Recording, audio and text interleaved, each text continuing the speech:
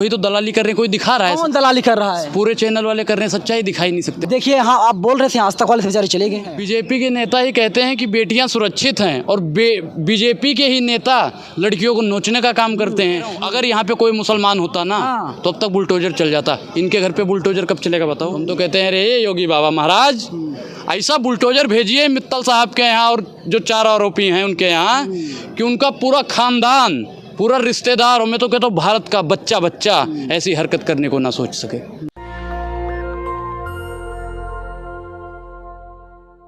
हमारे साथ social media star अनुराग हैं। पूरा नाम इनका अनुराग ओझा है, जात से ब्राह्मण हैं।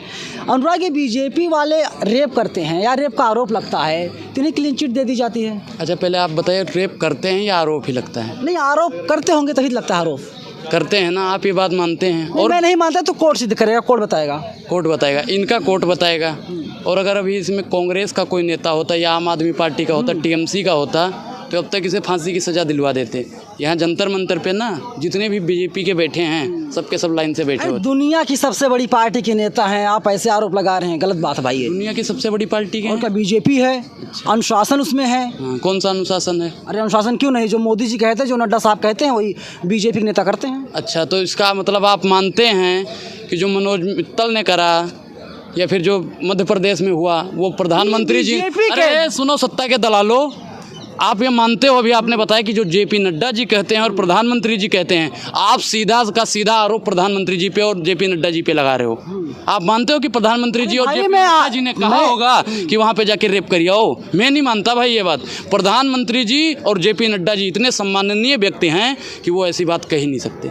अच्छा, आप किसको, जो दिल्ली मामला हुआ है, पूरा दिल्ली केस हुआ है, कुछ मीडिया वाले थे, खदेड़ दिया गया, उनको भगा दिया गया। हाँ, इसका कारण है कि वो बीजेपी के नेता थे, इसलिए सीधा इसका भैया यही तो कारण है। टीवी वाले भी बीजेपी के लिए काम करते हैं भाई। हाँ, तो वही तो दलाली कर रहे हैं, कोई दिखा रहा है? कौन दलाली कर रहा है? पूरे चैनल वाले कर रहे हैं, सच्चाई दिखाई नहीं सकते। जी न्यूज़ मिरर नाउ वाले भगाया है। मैं क्या कह रहा हूँ, ये सबको भगा देंगे। अगर वहाँ पे उन्होंने पूछा, अगर वहाँ पे जाएंगे ना उनके अंजलि सिंह के परिवार वालों से मिलने, सबको भगा देंगे भैया, सबको। देखिए, हाँ आप बोल रहे थे आज तक वाले बेचारे चले गए। आज तक वाले थे, वो तो जाएंगे भैया, वो तो जाएंगे। मैं क्या कह रहा हूँ, अगर ये आपका होता ना अंबानी अडानी का या फिर उनके कस्टडी में, तो आप भी यहाँ पे नहीं आते। आप तो रात में वही दिखाते हिंदू मुस्लिम वाली राजनीति। लव जिहाद का भैया तो नया रूप दे दिया है। क्या बोल दिया? नया रूप है भैया, घसीट घसीट के मारो, रेप करो, घसीट घसीट के। लव जिहाद गुनाह है। बीजेपी के नेता ने कह दिया, प्रदेश अध्यक्ष कर्नाटक का, वो कह रहा है कि अब आप विकास की बात मत कीजिए, सीवर की बात मत कीजिए, बीजेपी को वोट दीजिए, हम लोग जिहाद तो कानून बनाएंगे। कानून बनाएंगे? ये कौन सा कानून है भैया? मुसलमान हिंदू लड़की के साथ शादी कर रहे हैं। ये क्या कहते हैं, इनके जो मंत्री लोग हैं ये महिला सशक्तिकरण की बात करते हैं। प्रधानमंत्री जी भी महिला सशक्तिकरण की बात करते हैं। नारी पूजनीय होती है, नारी की पूजा के बजाय ये बलात्कारियों की पूजा कर रहे हैं।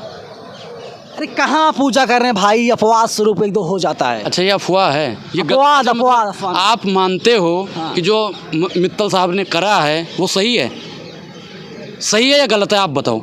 नहीं, मित्तल साहब ने क्या करा? गाड़ी में बच्ची फंस गई, मर गई बेचारी, और क्या? मित्तल साहब क्या गलती है? एक चीज़, गाड़ी में एक छोटी सी बिलार बोले बिल्ली, हाँ बिल्ली जानते हो ना, फंस जाती है तो भैया तुरंत पता लगता है। एक नहीं, उस गाड़ी में 5 महानुभाव थे। अरे किसी को तो पता चलता है कि कोई फंसा है। दर्जी हैं बेचारे, कोई दर्जी है, कोई चपरासी, कोई क्लर्क है, सब गरीब हैं बेचारे। अच्छा, दारू पी रखी थी। अच्छा, दारू पी रखी थी। जो दर्जी है वो तो भैया कैंची जब चलती है तब भी उसका ध्यान रहता है ना। तो चाहे जितना वो दारू पी लेता, चाहे जितना मदिरा पी लेता, तो उतना तो ध्यान जाना चाहिए ना। ये भैया सबके सब अपराधी हैं। और एलजी वो विनय सक्सेना जी, भैया वो तो आँख मूंद के बैठे हैं भैया, वो तो नाव में घूम रहे थे। अरे भैया, ये गृह मंत्री जी हमारे उत्तर प्रदेश में जाके क्या कहते हैं, आपको पता है? कहते हैं बताइए कि आधी रात को हमारी प्रशासन इतनी तगड़ी है दिल्ली में कि आधी रात को गहना लाद के। बिल्कुल, और क्या, बेटियां चल रही हैं। हाँ, बेटियां चल रही, कोई दिक्कत नहीं, कोई डर नहीं है, डरने की जरूरत नहीं है। बीजेपी के नेता ही कहते हैं कि बेटियां सुरक्षित हैं और बीजेपी के ही नेता लड़कियों को नोचने का काम करते हैं।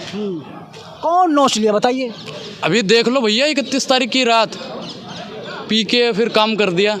लेकिन पुलिस जांच कर रही है। टीवी वाले कह रहे हैं कि दो लड़कियां थी, दोनों आपस में झगड़ा हुआ था और विवाद हो गया था, इसके बाद सारा मामला हो गया। लड़की जो है गलती से फंस गई थी कार में। गलती से फंस गई थी और जानबूझ के फंसाई गई थी। किसने फंसा दिया? भाई वही लोग हैं, वो पांचों अपराधी हैं।